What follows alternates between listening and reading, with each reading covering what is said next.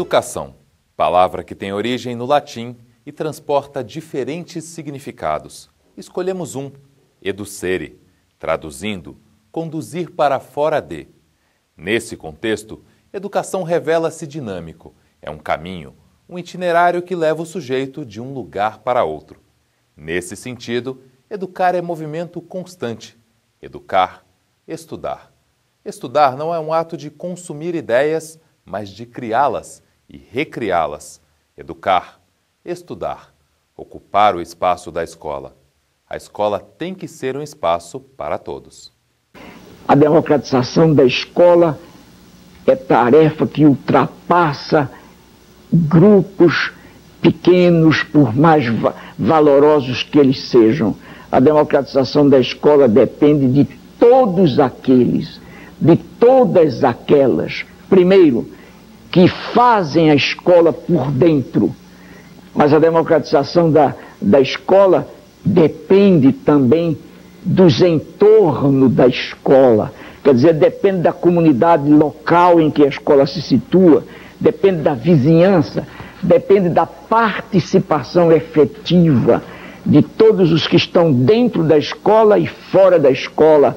Depende da participação, não de uma participação falsificada, por exemplo, a falsificação do convite para que os pais, num dia de sábado, venham até a escola consertar as goteiras da escola, no chamado mutirão. Eu nunca soube de mutirão no Pacaembu.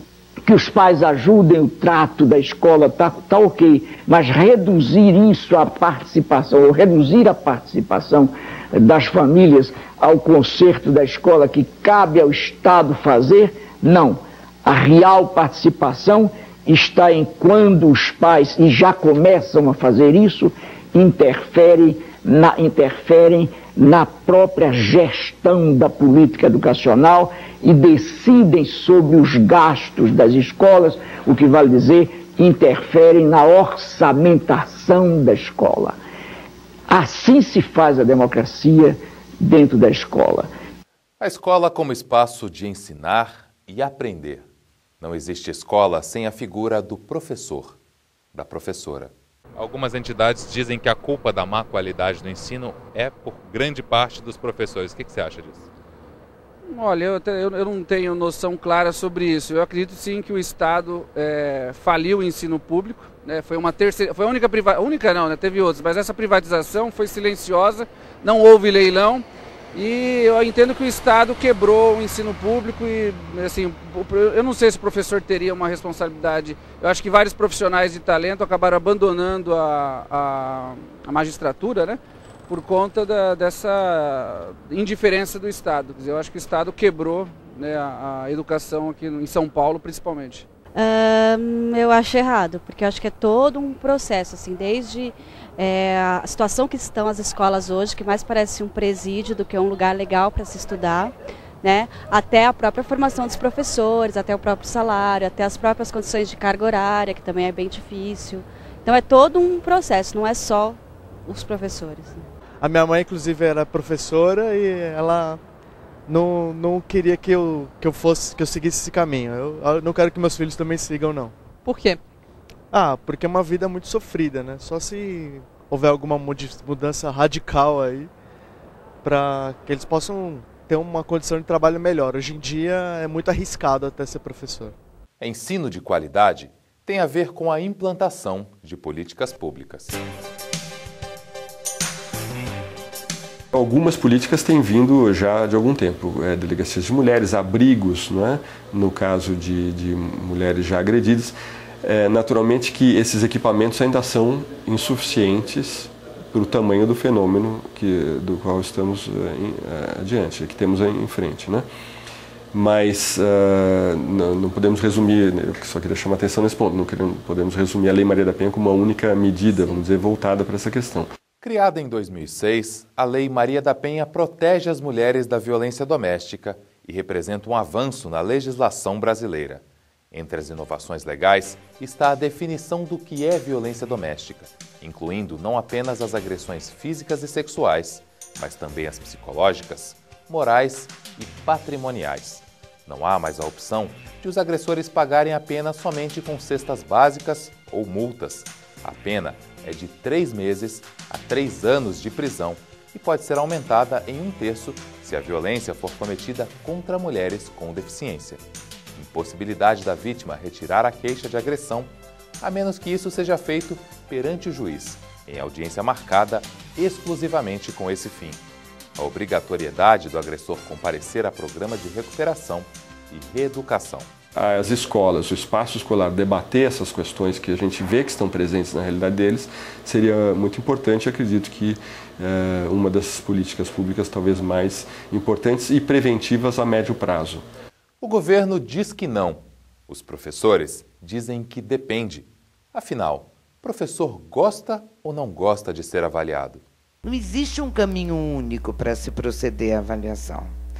Eu acho que, como a Bebel falou, que ninguém hoje se coloca... Acho que nós até nos colocamos, em algum momento, até contrários à ideia de avaliação, porque a avaliação suscita medo. O que vai ser feito com esse resultado? Acho que nós já passamos esse momento. Quer dizer, hoje nós já não há mais espaço para sermos contrários a qualquer perspectiva contrária à avaliação. A questão que se coloca é que avaliação? Nós temos uma concepção diferenciada de avaliação, desta que a Secretaria do Estado da Educação tem apresentado. A avaliação, no seu sentido lato, no sentido da palavra, significa dar valor, né? Valorizar, seja para além, seja para quem, né? E é nesse sentido que eu penso que nós temos que trabalhar, porque também sem avaliação, nenhuma política pública ela tem o seu pleno desenvolvimento. Os educadores querem mais e reforçam suas reivindicações de reposição salarial imediata de 36,74%, com incorporação das gratificações extensiva aos aposentados, cumprimento da database em 1º de março, aprovada pela Assembleia Legislativa, reposição de toda a inflação e política salarial que evite novas perdas. Reivindicam também um plano de carreira que atenda às necessidades dos profissionais da educação e contemple reajuste salarial de 5% a cada 2 anos e meio. Mais ainda, implementação imediata da lei do piso, melhores condições de trabalho e o fim da prova de mérito. Quando se acreditava que não faltava mais nada, a surpresa. O governo anunciou as férias parceladas. A Resolução 44, publicada pela Secretaria da Educação, determina que as férias dos professores sejam gozadas em 2 períodos de 15 dias, de 1º a 15 de janeiro e de 1º a 15 de julho. Os professores reivindicam a revogação da Resolução 44 já, o debate do calendário escolar pelo Conselho de Escola, a aplicação da jornada constitucional da Lei do Piso e o cumprimento de 1/3 da jornada para atividades extra-classe. Professor valorizado, com melhores condições de trabalho, salários justos. Escolas como espaço de aprendizado, de cidadania, sem violência. Deterioração das escolas, o que se vem chamando de vandalismo, não pode ser superado com puras ações policiais, mas com, eu diria, uma concepção democrática diferente do papel da escola. A escola não foi feita para se isolar dentro de si mesma, para se fechar, mas para servir, para abrir-se como um contexto produtor de conhecimento e como um contexto produtor de alegria e como um contexto criador, um contexto desafiador. As mobilizações dos professores trouxeram conquistas importantes, mas os desafios são muitos e, por isso, é preciso manter vigilância permanente. O Educação na TV volta na próxima semana. Até lá!